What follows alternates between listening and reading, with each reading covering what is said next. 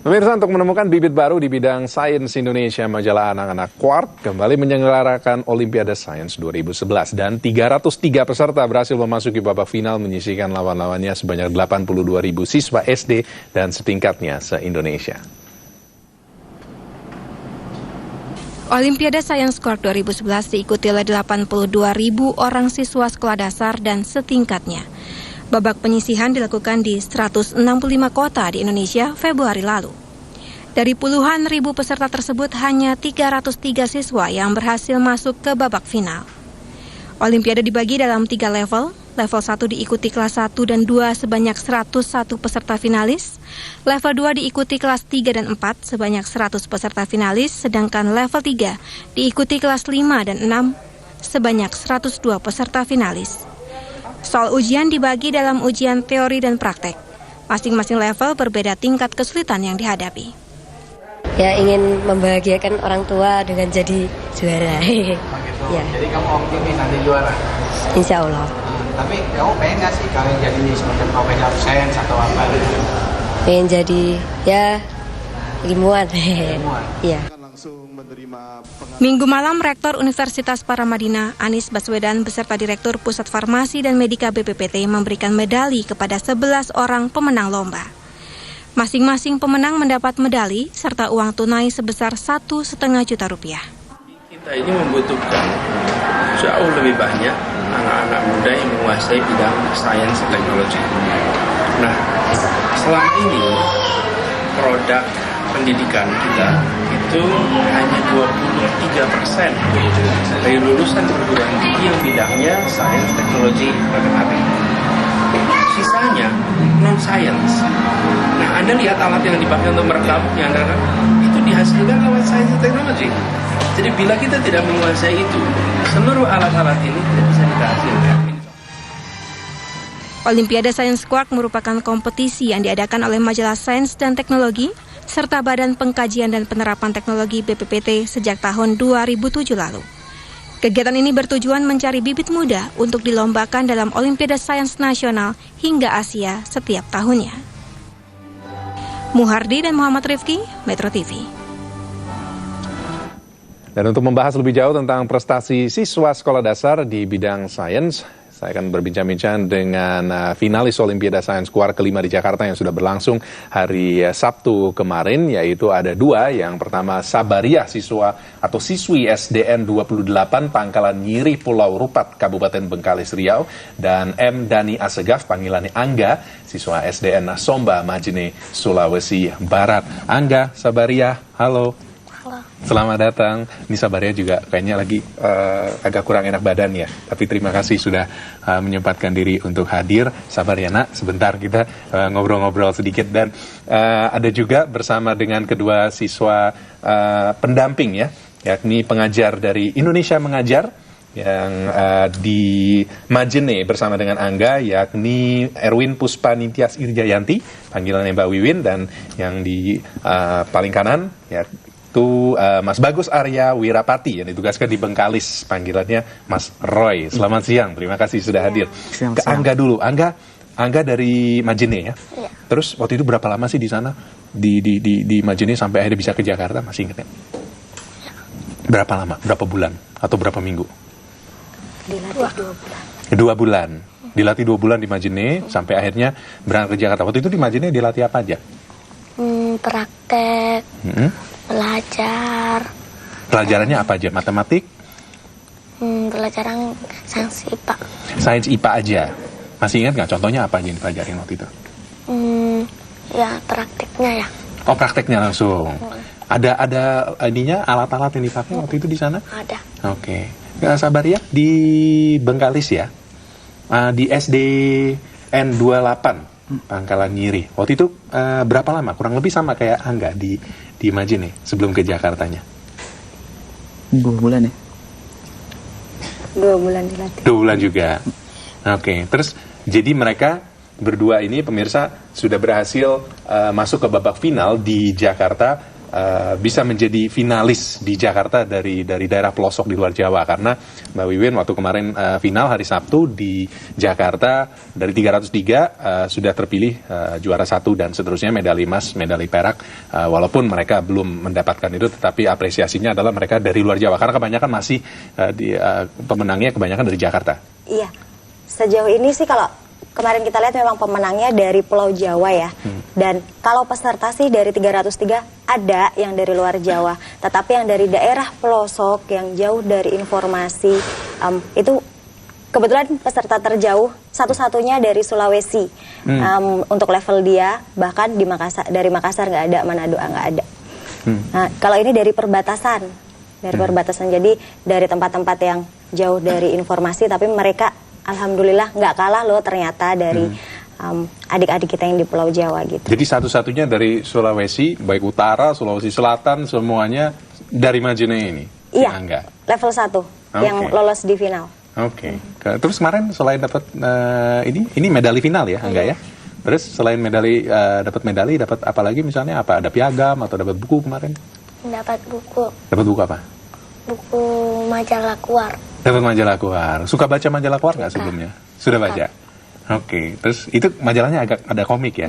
Kayak komik ya? Ada untuk komik Kuar. Oke. Dan itu Mas Roy juga sempat melihat majalah Kuar ini, saya juga sempat lihat kurang lebih isinya kayak menumbuhkan minat untuk sains, tapi bukan dengan teori atau formula rumus-rumus yang jelimet gitu ya, tapi dengan gambar-gambar untuk yang menarik. Iya, jadi kelebihan Quark ini anak-anak kan biasanya alergi ya dengan yang namanya tulisan gitu. Tapi mereka menggunakan ilustrasi-ilustrasi yang konkret, ada gambarnya, tulisan dipersingkat tapi tepat sasaran gitu. Jadi anak-anak lebih senang karena gambarnya warna-warni gitu kan. Mereka lebih tertarik untuk belajar sains dan lebih suka gitu. Ada percobaannya juga di dalamnya. Gitu. Sabaria, kenapa sih suka sama sains? Kenapa sih suka sama IPA?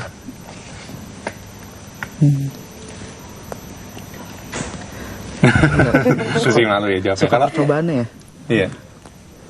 Kenapa? Atau Mas Roy mungkin bisa bantu jawab? Oh ya, jadi kalau mungkin karena anak-anak kali ya, kesenangan mereka adalah pada saat melihat percobaan-percobaan yang kayaknya wow magic gitu. Tiba-tiba kok sesuatu bisa jadi seperti ini gitu. Anak-anak biasanya kalau saya membuat percobaan bersama-sama dengan Sabaria, banyak yang ikut kan. Itu ya kayak gitu, mereka kagum. Kok yang ini bisa kayak gini, kok yang ini bisa kayak gini gitu. Mungkin itu salah satu yang daya tariknya gitu. Dari awal. Angga juga. Angga kenapa suka sama sains? Karena membacain backpacknya. Kenapa? Suka membaca. Suka? Suka membaca? Ikut olimpiade. Bisa ikut olimpiade. Bisa bermain dengan ketemu teman-teman. Aku sangat suka dengan Kuar. Suka. Tapi juga ini sama nggak kalau kayak dibilang tadi sama Mas Roy ada kayak sulapnya gitu? Nggak juga. Iya, suka juga ngeliat itunya. Karena itunya tertarik. Tertarik. Aku menjadi Kuar. Kalau dari ayah ibu, ini nggak ayah ibu bilang nggak, Angga kamu ini deh banyak belajar sains. Iya juga. Banyak belajar sains supaya bisa jadi juara. Oke.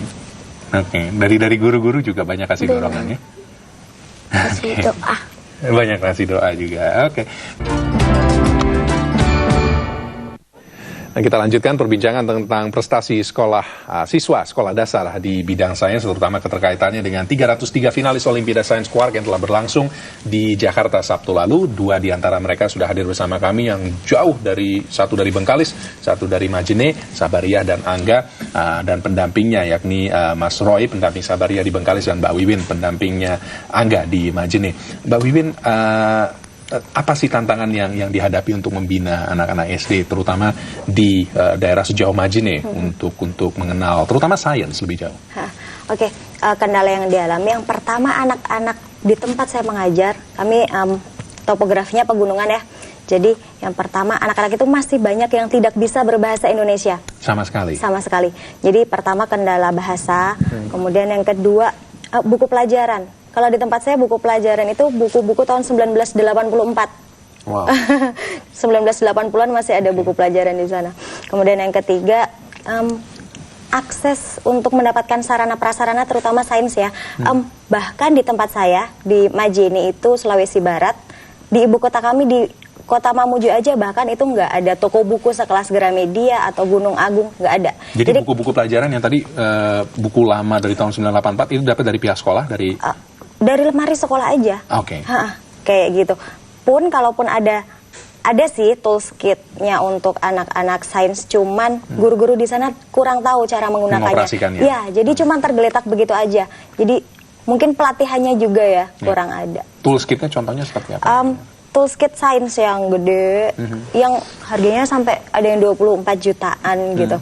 Cuman ya tergeletak begitu aja. Ada alat untuk percobaan CO2 yang pakai cerobong kayak gitu-gitu. Pakai kristal gitu juga, cuman ya itu nggak tahu cara makainya. Kalau lab komputer? Oh, masih jangan jauh. harap. Masih jauh. Sangat. Sama juga kalau di Bengkalis. Kurang lebih yang paling mendasar kira-kira mengenai akses gitu. Karena ke pulau ya dia kan terpisah. Jadinya untuk mencapai kota terdekat itu Dumai harus menggunakan speedboat. Yang mana menurut saya cenderung mahal dari segi harganya gitu. Dan memang untuk bisa mendapatkan toko buku sekelas Gramedia seperti yang dikatakan Wiwin itu harus ke Pekanbaru, yang mana itu sekitar 8 jam perjalanan mungkin, 7 atau 8 jam perjalanan dari situ melalui speedboat baru lanjut ke jalan darat. Dan toolkit itu kami untuk latihan memang ada gitu, tapi meminjam dari sekolah lain. Kebetulan dari sekolah kami belum ada toolkitnya seperti di tempat Wiwin. Sama sekali? Sama sekali, karena memang sebetulnya sekolah kami terhitung sekolah yang baru berdiri. Jadi belum sampai setahun sekolah ini resmi menjadi sekolah negeri gitu. Jadi belum ada peralatan yang memadai lah. Jadi perjuangan yang luar biasa juga ya dari Mas Roy untuk bisa mendidik Sabaria dan juga teman-temannya dengan fasilitas yang sangat minim, bahkan lebih minim dari sekolahnya Mbak Wiwin. Sebetulnya kerja keras itu adalah kerja keras Sabaria gitu. Kami para guru ya tugasnya hanya untuk membukakan jalan untuk dia, dan yang melangkahkan kaki ya Sabaria sendiri kan gitu. Jadi kami hanya memotivasi, meningkatkan semangat dia belajar, dan kalau bisa sampai di sini ya itu karena kerja keras Sabaria. Dan memang kalau berarti peminatannya memang kalau dari Mas Roy, Mbak Wiwin melihat memang di dua daerah ini memang cukup besar minatnya untuk setidaknya melihat ada bibit-bibit unggul masa depan anak-anak yang berprestasi di bidang sains. Kalau untuk melihat bibit-bibit anak-anak di bidang sains itu menurut saya sangat besar minatnya. Ini minat orang-orangnya. Setidaknya kan? Di tempat Mas Roy di Bengkalis sana. Jadi begini, kebetulan untuk bisa mencapai ke sini kami mendapatkan bantuan dari Dinas Pendidikan sendiri. Saat dia mengetahui bahwa Sabaria berhasil lolos sampai ke Jakarta, mereka dengan sangat senang memberikan dukungan mereka dari Pak Bupati, Pak Herian Saleh, dan juga Wakil Bupati Pak Suhayatno. Itu semuanya mendukung, dan karena mereka lah salah satunya kami bisa mencapai di sini gitu. Jadi mereka sangat concern bahwa ada bibit, ada mutiara yang terpendam di Pulau Rupat, di Kabupaten Bengkalis, dan mereka ingin membuatnya bersinar gitu. Jadi mengenai concernnya, semua orang di Bengkalis concern melihat hal ini gitu. Sama juga di Majene? Hal yang kurang lebih sama di sana juga. Kami Dinas Pendidikan, Bupati, kemudian dari sponsor luar seperti misal kalau dari sini seperti Indika Energi, bahkan yang di Jakarta pun juga membantu kita gitu. Jadi luar biasa sih kalau konsernya. Angga, cita-citanya jadi apa sih? Jadi dokter. Jadi dokter. Kenapa mau jadi dokter? Untuk membantu teman-teman yang sakit dan tidak mampu. Oh, luar biasa. Sabaria, cita-citanya jadi apa? Sama. Sama juga jadi dokter. Kenapa pengen jadi dokter? Sama pengen bantu teman-teman yang sakit? Iya juga ya, cita-citanya sama. Kalau dari ayah ibu pernah bilang, Angga nanti cita-citanya, nanya cita-citanya jadi apa nanti kalau sudah besar? Sama juga, Angga bilang sama ayah ibu cita-citanya jadi dokter. Jadi dokter. Luar biasa. Saya doakan semoga berhasil ya Angga menjadi dokter yang sukses, juga Sabaria, dan juga terima kasih kepada Mbak Wiwin dan juga Mas Roy. Sukses terus untuk usahanya. Masih ada berapa bulan lagi di Indonesia Mengajar? 5 bulan. 5 bulan. Masih 5 bulan lagi. Jadi setelah ini masih kembali lagi ke Majene dan Bengkalis untuk melanjutkan pekerjaan di sana. Terima kasih luar biasa. Dan pemirsa, inilah potret sedikit mutiara terpendam tadi ya di Bengkalis dan juga di Majene dalam bidang sains. Dan terima kasih juga untuk perhatian Anda. Kami akan kembali setelah jeda pariwara saya akan kembali bersama dengan Gadiza untuk melanjutkan Metro Siang dengan